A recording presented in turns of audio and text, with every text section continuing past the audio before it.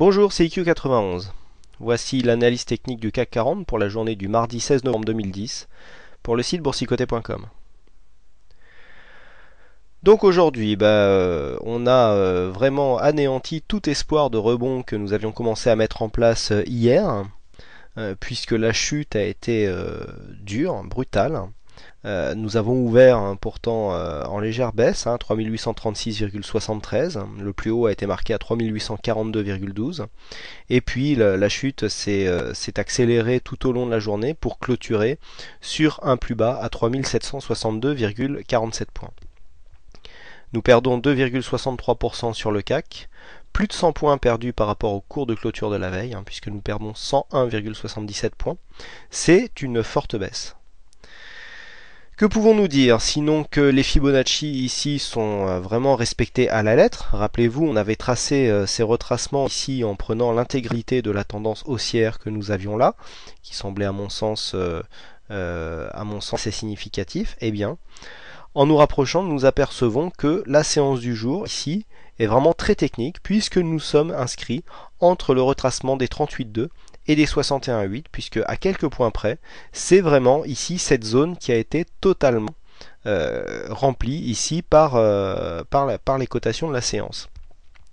Donc, qu'est-ce que cela veut dire? Cela veut dire que je vous rappelle que le principe des Fibos, c'est que en général, la plupart des retournements, enfin la plupart des consolidations, voient leur plus bas s'inscrire dans la zone ici qui se situe entre les 50 et les 61,8.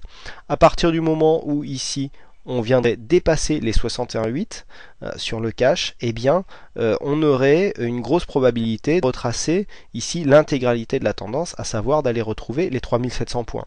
C'est d'ailleurs ce qui motive le signal de vente sur le CAC qui est donné avec l'analyse écrique. En cas du franchissement des 3760 points, eh bien on a une forte probabilité de rejoindre les 3700. Pourtant ce n'est pas le cas puisque nous sommes venus clôturer juste en dessous. Alors vous pourrez remarquer que là, ici au niveau des indicateurs, nous avons toujours le stochastique ici qui redescend avec une bonne dynamique, puisqu'on a ici finalement une belle zone de baisse. Le RSI redescend tranquillement, on est encore loin de la zone de survente. Ici le MACD lui est vraiment descendu très brutalement puisqu'on a un histogramme ici qui est particulièrement bas. On peut voir que bon, on a eu plus bas sur certaines phases de baisse, mais ici on voit que la descente est vraiment très rapide. Sinon, au niveau volume, alors, vous voyez, je vous disais que ce qui m'inquiétait, c'était que sur une séance de hausse comme ça, une séance de reprise, eh bien, on manquait de volume pour vraiment impulser un vrai mouvement haussier. Eh bien, ça fait vérifier aujourd'hui, puisque hier, séance de hausse, nous avons eu des petits volumes. Aujourd'hui, séance de baisse, nous avons de gros volumes. Si nous regardons par rapport au volume, les séances qui sont au-dessus de la moyenne, eh bien, sont toutes rouges. On voit ici tous les histogrammes, ici depuis cette bougie, on voit que tous les histogrammes qui sont au-dessus de la moyenne sont rouges, et que les histogrammes verts, à part celui-ci qui vient sur la moyenne mobile, eh bien, sont en dessous. Donc, nous sommes toujours dans une tendance baissière. Au niveau de la volatilité, ça s'affole un petit peu. Donc c'est assez classique, surtout qu'aujourd'hui, bon, je ne rentre pas souvent dans les considérations macroéconomiques, mais cette grosse baisse est due à deux facteurs qui arrivent en même temps, à savoir le problème irlandais qui commence à inquiéter les Européens et donc aussi les États-Unis. Alors pourquoi alors on pourrait dire, certains me disent oui, mais si ça fait chuter l'euro, c'est meilleur pour nos exportations, donc ça devrait relancer l'économie. Le problème, c'est que comme je l'ai déjà expliqué, il y a des banques en Europe qui sont investies, donc qui ont des actifs dans ces pays à risque, et donc ces banques sont mises en péril, peuvent être mises en péril en cas de défaut de paiement d'un État. Bon, ce qui est quand même, on en est encore loin, mais comme les banques de plus sont une grosse pondération d'un indice comme le CAC 40, par exemple le DAX lui est beaucoup moins impacté par les banques parce que les valeurs qui le composent sont beaucoup plus industrielles.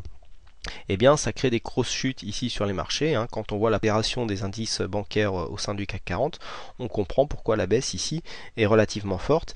Et puis le deuxième élément, c'est les inquiétudes sur un possible resserrement monétaire dans certains pays d'Asie. La Corée a commencé en relevant ses taux directeurs de 25 points et on a peur que la Chine lui emboîte le pas. Donc ça créerait une dynamique moins bonne pour relancer un petit peu l'économie mondiale. Donc c'est toutes ces inquiétudes qui font que la baisse ici est très marqué, mais on voit que techniquement là on est vraiment entre les deux Fibos. C'est encore contenu, mais bon, si on dépasse vraiment, si on vient attaquer ici la zone des 3750 et qu'on l'enfonce, il y a de grosses probabilités qu'on descende jusque 3100. Donc pas de signaux donc sur le CAC, puisqu'on attendait le franchissement ici. Alors dans le cas d'un franchissement sur un gap baissier, je déconseillerais de prendre cette position, puisqu'on a vu lors d'un précédent cas que dans ces cas-là, on avait plus de risques, puisque le ratio gain-perte n'était plus respecté.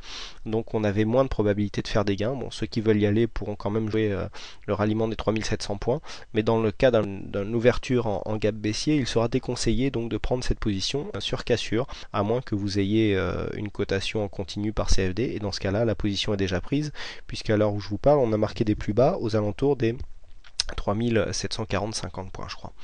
Au niveau du Forex, alors nous avons eu un cas particulier, puisque nous avons eu un enfoncement hier de la zone des 1,3570 et puis on est remonté juste après, donc ça nous a fait un échec, un trade perdant, mais par contre la cassure ici s'est reconfirmée. Personnellement je l'ai joué et donc on a pu avoir un trade gagnant ici sur la cassure des 1,37 des 1,3570, puisque après la baisse s'est bien accélérée, donc un signal gagnant, un signal perdant. On sait qu'avec un bon money management, eh bien, on arrive à en sortir des résultats positifs. Donc vous voyez ici la baisse ici confirmée, qui confirme la crise de l'Europe. Donc les pays comme un pays comme l'Irlande et puis même la Grèce qui commence aussi à réinquiéter, si je puis dire,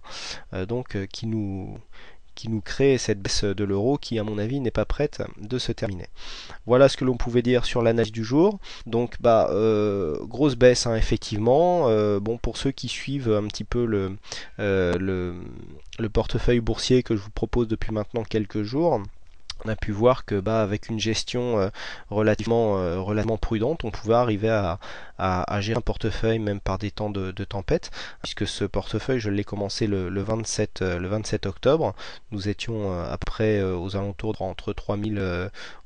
3840 points, puisque j'ai pris les positions à l'ouverture.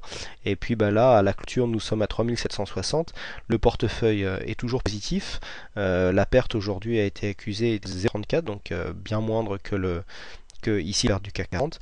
Alors pourquoi je suis ce portefeuille sur ce match? Tout simplement parce que pour ceux qui sont inscrits, vous pouvez être prévenu en temps réel des ordres qui sont placés sur le portefeuille ainsi que des opérations. Donc si vous voulez le suivre, vous avez toujours possibilité de suivre. Vous voyez, on a une performance positive à 0,82 et la perte du jour s'évalue à 0,34, ce qui est tout à fait correct compte tenu de la séance du jour, sans avoir fait aucun mouvement sur le portefeuille. Et donc je rappelle que il est uniquement composé de valeurs éligibles au PEA et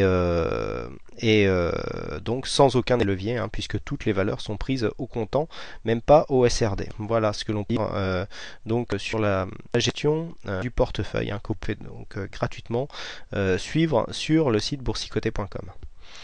Voilà donc ce que l'on pouvait dire sur séance du jour. Il ne me reste plus qu'à vous souhaiter à toutes et à tous une bonne soirée. Merci encore une fois pour votre attention et pour votre participation sur le site boursicoté.com. Je vous souhaite donc une bonne soirée. Je vous donne rendez-vous dès demain pour une prochaine analyse vidéo. Bonsoir.